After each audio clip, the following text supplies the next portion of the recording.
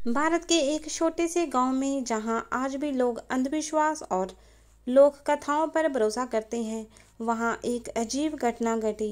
गांव के लोग आज भी उस घटना को याद करते समय सहम जाते हैं। कहते हैं कि उस गांव में एक बार एक ऐसी बहू आई थी जिसके हाथ इंसानों जैसे नहीं बल्कि किसी चुड़ैल जैसे लंबे और डरावने थे। लोग उसे लंबे हाथ वाली चुड़ैल बहू कहकर पुकारते थे। कहानी की शुरुआत होती है एक साधारण से किसान के परिवार से, लेकिन अंत में ये रहस्य और डर की दास्तान बन जाती है। गांव में हरिराम नाम का एक किसान रहता था। उसका घर साधारण था, मिट्टी की दीवारें, छप्पर की छत और छोटा सा आंगन। हरिराम मेहनती था और उसकी बूढ़ी माँ, दो छोटे भाई और एक बहन थी। हरिराम की माँ चाहती थी कि घर में एक बहू आ जाए जो सबका ख्याल रखे। कई रिश्ते देखे गए लेकिन कुछ ठीक ना लगा। एक दिन पड़ोसी गांव से रिश्ता आया।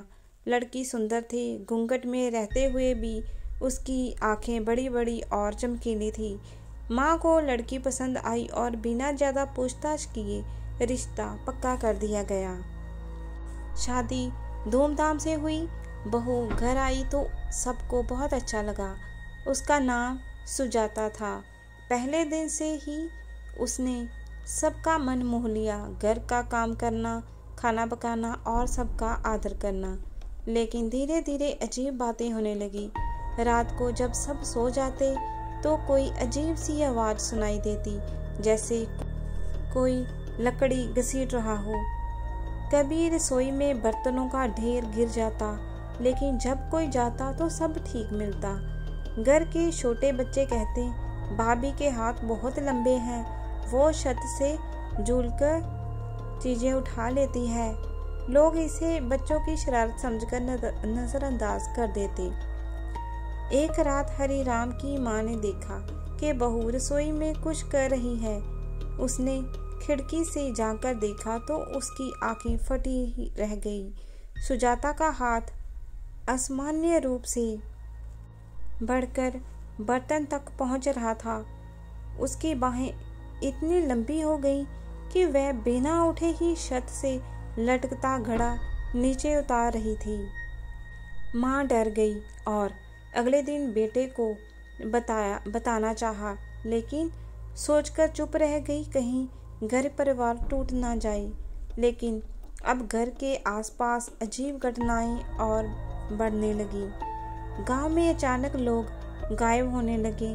पहले दो छोटे बच्चे, फिर खेत में काम करने वालों दो मजदूर गायब हो गए। लोग कहते हैं कि रात को उन्होंने किसी औरत को देखा था जिसके हाथ असामान्य रूप से लंबे थे। इसी दौरान हरिराम की बहन ने एक बार देखा कि भाभी रात में रसोई में खून से सने बर्तन धो रही है। जब उसने पूछा तो सुजाता ने गुस्से से डांट दिया। धीरे धीरे सबको यकीन होने लगा कि बहू कोई साधारण इंसान नहीं बल्कि चुड़ैल है। एक रात गांव के कुछ लोगों ने मिलकर सुजाता पर नजर रखने का फैसला किया। आधी रात को जब चांद पूरा था, सबने देखा कि सुजाता के हाथ खिड़की से बाहर निकले हुए हैं और खेत में बंधी गाय का दूध धो रही हैं।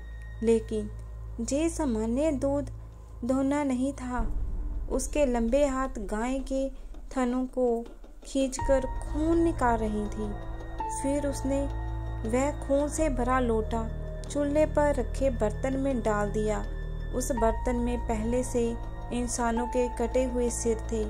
सब ये देखकर डर गए और भाग गए। सुजाता ने अपनी असली शक्ल दिखा दी। उसके दांत नुकीले हो गए, आंखें लाल हो गईं और बाल बिखर गए। वह बच्चों को झूले में बांधकर खा जाती, इंसानों का मांस काटकर सब्जियों के साथ पकाती। उसके पास एक टोकरा था जिसमें औरतों के कटे सिर रखे थे। गांव वाले अब पूरी तरह डर गए।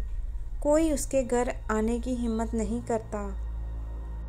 गांव के बुजुर्गों ने फैसला किया कि अब तांत्रिक को बुलाना पड़ेगा। पास के गांव में एक प्रसिद्ध तांत्रिक रहता था। उसे बुलाया गया और सबने मिलकर उसे सारी बात बताई। तांत्रिक ने कहा, जे कोई साधारण औरत नहीं, जे चुड़ैल बहू है जिसे श्राप मिला है। इसे केवल मंत्र और हवन से ही वश में किया जा सकता है। तांत्रिक ने गांव वालों को साथ लेकर हरिराम के घर में पूजा शुरू की। जैसे ही मंत्रों का जाप शुरू हुआ, सुजाता ने खींचना शुरू कर दिया। उसके हाथ और भी लंबे हो गए और वह तांत्रिक को पकड़ने लगी, लेकिन तांत्रिक ने राख फेंकी और कहा, तेरा विनाश आज होकर रहेगा।